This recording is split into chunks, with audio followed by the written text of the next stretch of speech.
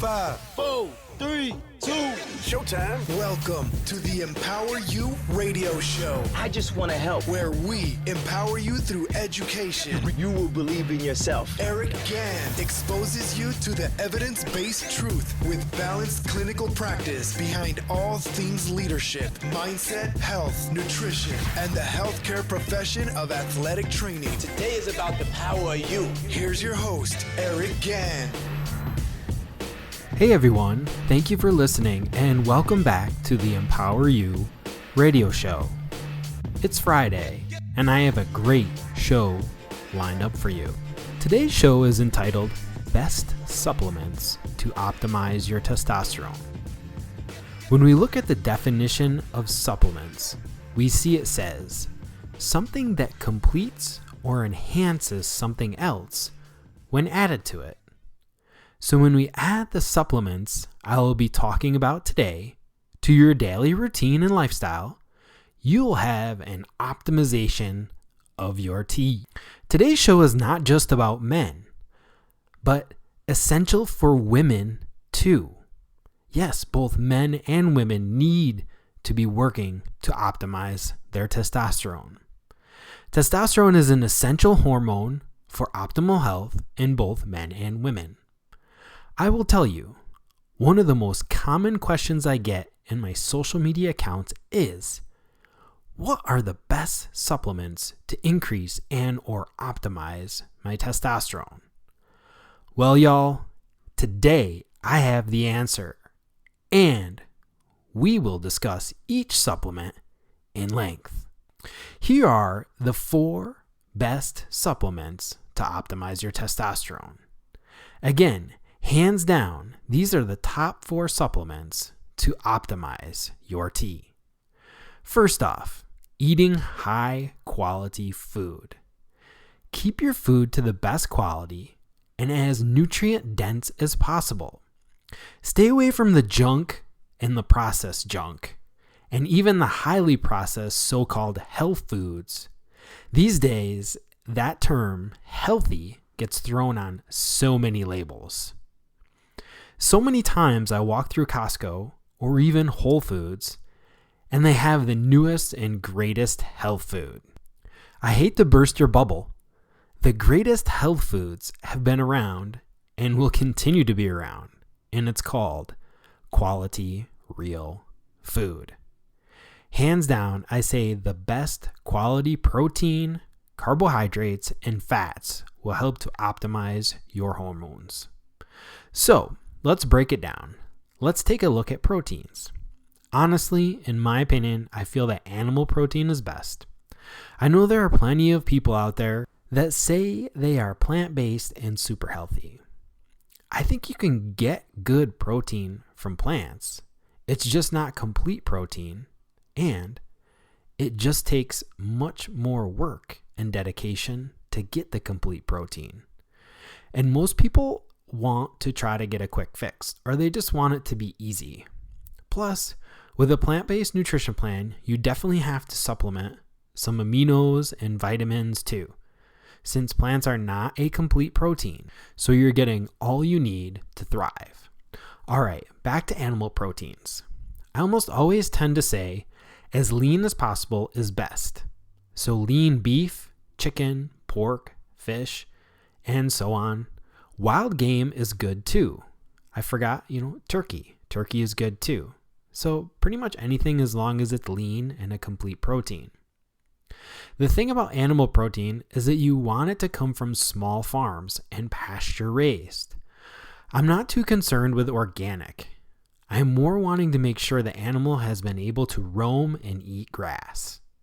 You definitely want the animal to be hormone and antibiotic free as well. If your meats are not raised hormone and antibiotic free, they will definitely end up messing with your hormones after you eat these proteins. The amount of protein is important too. It's hard for me to give you exact amounts of protein to eat, but you want to be in the range of 0.7 to 1.0 grams of complete protein per pound of body weight. An example would be a 200-pound person would be in the range of 140 to 200 grams. Figuring out the level of protein you should be eating really depends on activity level and how much lean muscle you have. If you are not well versed in nutrition and developing plans, you should work with a professional that can help you. With the example I noted before, with a 200-pound person, 140 grams would be on the side of less active and maybe less lean muscle mass. 200 grams would be on the side of very lean person and needing to support having more muscle mass. Next, we talk about carbohydrates.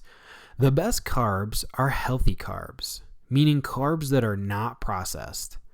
Processed carbs are cheap cereals, chips, just junk food. But I will say this, too many healthy carbs is not good either. You do always have to watch the amount of each macro you are consuming. For carbohydrates, you can look at potatoes, whitened sweet potatoes, rice, quinoa, bread, sourdough bread, and fruit. There's lots of different carbs. I tend to recommend trying to limit the sugary carbs and even fruit. Remember, veggies are carbs too. We want to eat good, healthy green vegetables, but I always tend to keep my green vegetables to 2 to 3 handfuls per meal. I'd also note that you should go back and listen to my episode on FODMAPs. FODMAPs is where people run into trouble with carbohydrates. Remember, FODMAPs are the carbs that the body cannot digest or partially digest and will lead to gas, upset stomach, and diarrhea. Carbs also should match your activity level. Carb consumption is an area that is totally dependent on your activity level and also your muscle mass. So, I'm not going to sit here and pound out a ratio for you on this like I did with consuming proteins. This is an area where working with a professional will yield wonderful results on determining the level of carbohydrates you should begin to eat, and then also what you should continue to eat as your body changes and evolves throughout the training process. Lastly, let's look at fats. Fats are essential, and we need to have them in the right amounts. I generally say that we should keep our fats to about a serving per meal. What does that mean? It means about 15 grams of fat per meal. Keep in mind, this is the fat that is added to the meal, and not counting the fat that is in our lean meats. The lean meats you are eating should be about 10 grams and under per serving, and then the addition of the 15 grams of fat. Examples of 15 grams of fat are a tablespoon of olive oil, almost a half of an avocado, and maybe about a serving of nuts. This leads me to the best sources of fats.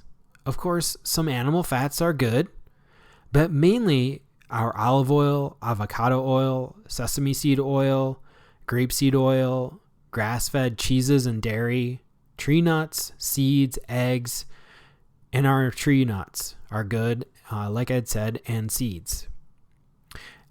Always stay away from vegetable oils. This is where things can get bad for your hormones.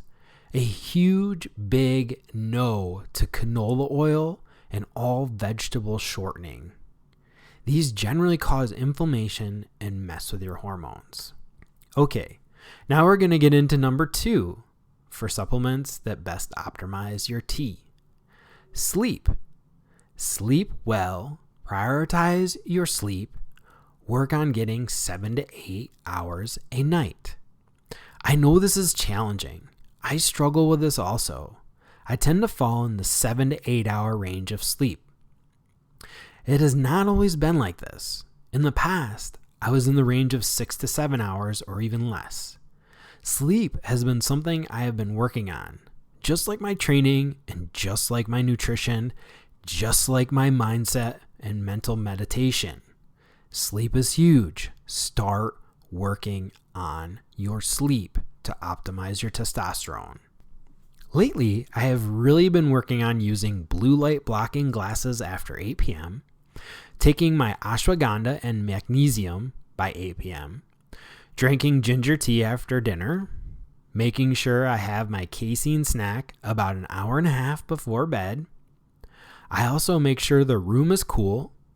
Artemis and I generally set our thermostat to 68 at night here in Vegas. I know that sounds pretty chilly, but that's what we need it at to be able to, at least I need at to sleep well. I also use a small noise making machine. It just makes like a humming noise or a fan noise. It makes me sleep really well. I've always used something like that since I was in college. I learned that trick. And lastly, we use blackout curtains to get the room really dark. And I use sleep supplement too. I find the best one is from Designs for Health called Insomnitol. Has a nice balance of all great things to support great health and great sleep and nerve relaxation. Oh, and no phones in the room, no electronics.